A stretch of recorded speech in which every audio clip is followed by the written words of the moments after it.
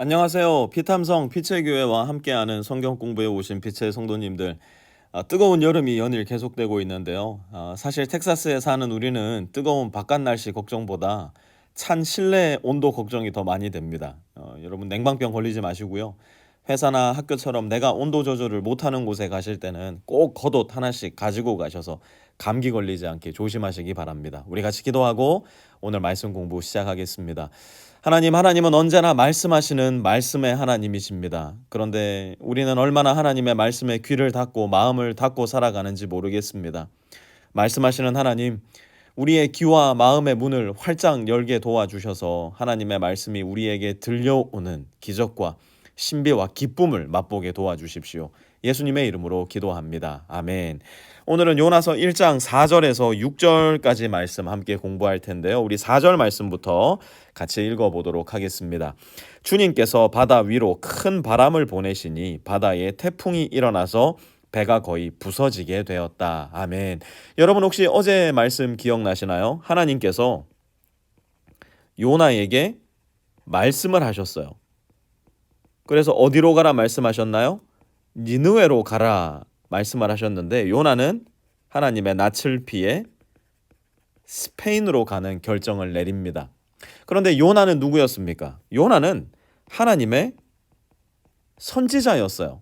하나님의 말씀을 듣고 마음에 받아 그 말씀을 하나님의 백성들에게 전해야 하는 사람이었어요. 그런 선지자가 하나님의 말씀에 정면으로 불순종한 겁니다. 그런 반면 오늘 말씀에 보면 4절 다시 보세요.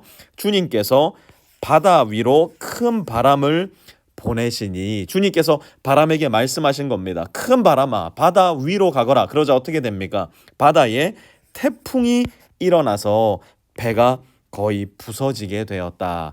여러분 온 우주에서 하나님의 말씀에 거역하는 존재는 인간밖에는 없습니다. 바람도 보세요. 바다도 큰 바람도 태풍도 심지어 인간의 손으로 만든 배까지도 하나님의 말씀에 순종하지만 오늘 본문 속에서 가장 거룩하고 경건해야 할 선지자 요나 한 사람만 하나님의 말씀에 불순종하고 있는 겁니다. 5절도 이어서 볼까요? 뱃사람들은 두려움에 사로잡혀 저마다 저희 신들에게 부르짖고 저희들이 탐배를 가볍게 하려고 배 안에 실은 짐을 바다에 내던졌다. 요나는 벌써부터 배 밑창으로 내려가 누워서 깊이 잠들어 있었다. 아멘. 여러분 뱃사람들은 누굴까요? 바다 전문가들입니다. 바다에 정통한 사람들이에요. 더불어 뱃사람들이라는 표현은 배를 이용해서 무역을 하는 사람들이라는 뜻을 가진 단어인데요. 그런데 이들이 어떻게 했대요? 두려움에 사로잡혔다는 겁니다.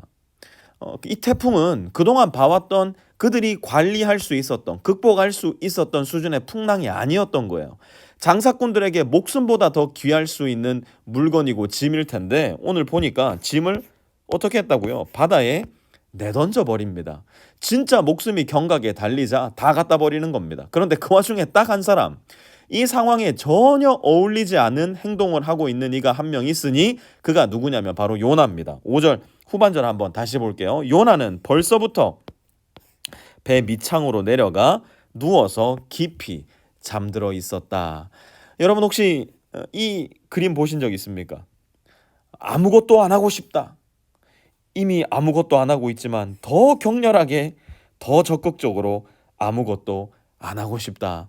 이게 우스꽝스럽게 사람들이 사용하는 소위 밈이고 짤인데요. 이거 사실은 엄청 슬픈 겁니다. 여기에 왜 공감하는 사람들이 많은 줄 아세요? 사실 내가 지금 그렇기 때문이에요. 내가 지금 아무것도 안 하고 싶은 거예요. 아무것도 안 하고 있지만 더 격렬하고 적극적으로 아무것도 안 하고 싶기 때문인 겁니다. 그런데 지금 누가 그래요? 요나가 그런 겁니다. 그저 깊은 잠에 빠져서 모두가 생과 설을 오가는데도 더 격렬하게 아무것도 안 하고 싶은 게 지금 요나의 심정이에요. 왜 그렇습니까?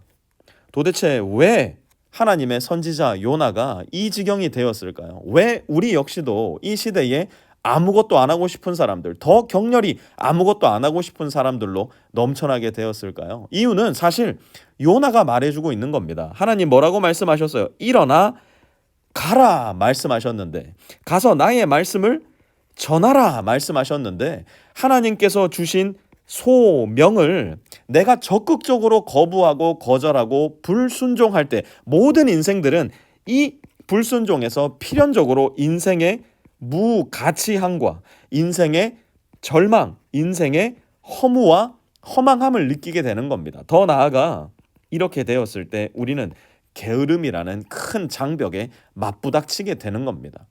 우리는 하나님의 말씀을 듣고 그 말씀을 받아 그 말씀대로 살아가라 지음받은 존재인데 그 말씀을 듣지도 않고 받지도 않으며 그 말씀 따라 살아가지도 않기 때문에 점점 더 많은 사람들이 이러한 증상, 더 나아가 아무것도 안 하고 싶은, 더 적극적으로 아무것도 안 하고 싶은 슬픈 인생의 현상에 시달리게 되는 겁니다.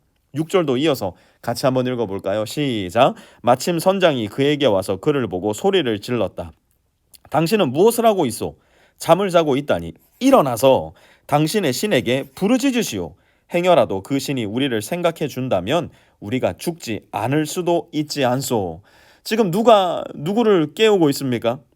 하나님을 모르는 이방인이 하나님의 선지자인 요나에게 말하고 있는 거예요. 그 요나를 후드려 깨우고 있는 겁니다. 더 나아가 선장의 말을 한번 잘 들어보시기 바랍니다. 일어나서 부르짖으시오라고 말을 하고 있는데요. 자, 이 두 단어가 일어나서와 부르짖으시오가 왜 중요하냐면 요나에게 이 단어는 PTSD, 외상 후 스트레스 장애를 일으키는 단어와도 같았기 때문이에요. 어제 보면 2절에 하나님은 요나에게 말씀하셨어요. 뭐라고 말씀하셨어요? 저 큰 성읍 니느웨로 어떻게 하라고요? 가서라고 말씀을 합니다. 여기서 가서라고 말할 때 쿰이라는 단어가 쓰였는데요. 오늘 6절 선장이 이야기하는 일어나서라고 쓰인 이 단어가 하나님께서 말씀하셨던 쿰이라는 단어와 완전히 일치하는 단어이고요. 2절에서 그 성읍에 대고 외쳐라라고 하나님께서 말씀하실 때 사용된 단어가 카라라는 단어인데요. 오늘 6절에 부르짖으시오라고 이야기할 때 여기서 쓰인 단어가 하나님께서 외치라 말씀하실 때 쓰인 카라라는 단어와 정확히 똑같은 단어입니다. 지금 요나는 이방인 선장의 입을 통해서 쿰, 카라 이 말씀이 무슨 말씀이었는데요? 하나님의 말씀을 다시 듣고 있는 겁니다. 이스라엘을 떠나 가야 했던 니느웨 정반대 방향으로 향하고 있었던 요나는 그것도 모자라 배 가장 밑창으로 내려가 자고 있었던 요나는 어쩌면 그곳에서는 하나님을 피할 수 있겠지, 하나님을 외면할 수 있겠지, 하나님도 여기까지는 못 오시겠지, 어쩌면 요나는 그렇게 생각했을지도 몰라요. 그런데 하나님은 하나님을 믿지도 않는 이방인 선장의 입을 통해 다시 요나를 쫓아오시는 거예요. 쿰, 일어나라, 카라, 외쳐라. 사랑하는 성도 여러분, 하나님은 오늘 우리 각자 한 사람 한 사람에게도 말씀하실 거예요. 쿰, 일어나라, 카라, 외쳐라. 오늘 우리 각자 한 사람 한 사람을 보내시는 바로 그곳이 니느웨가 될 수도 있고 달라스가 될 수도 있고 얼빙이 될 수도 있고 포워스가 될 수도 있겠지만 그것이 어디든 간에 그곳에서 하나님의 말씀을 순종하여 하나님께 발견되는 저와 여러분 되실 수 있기를 주님의 이름으로 축원합니다. 하나님, 세상이 교회를 걱정하고 무신론 자들과 타 종교인들이 그리스도인들을 염려하는 개탄스러운 시대를 우리가 살아갑니다. 그러나 세상을 통해서도 무신론자들과 타 종교인들을 통해서도 우리에게 말씀하시는 하나님의 음성에 우리가 귀 기울여서 온 세상을 통해 우리에게 말을 걸어오시는 하나님의 음성을 알아차릴 수 있는 지혜를 우리에게 허락해 주시고 그리하여 한시바삐 우리 모두가 순종의 길로 돌이키는, 그래서 주님과 함께 길을 걷는 우리 모든 빛의 성도들 될 수 있도록 주님께서 은혜 베풀어 주십시오. 예수님의 이름으로 기도합니다. 아멘.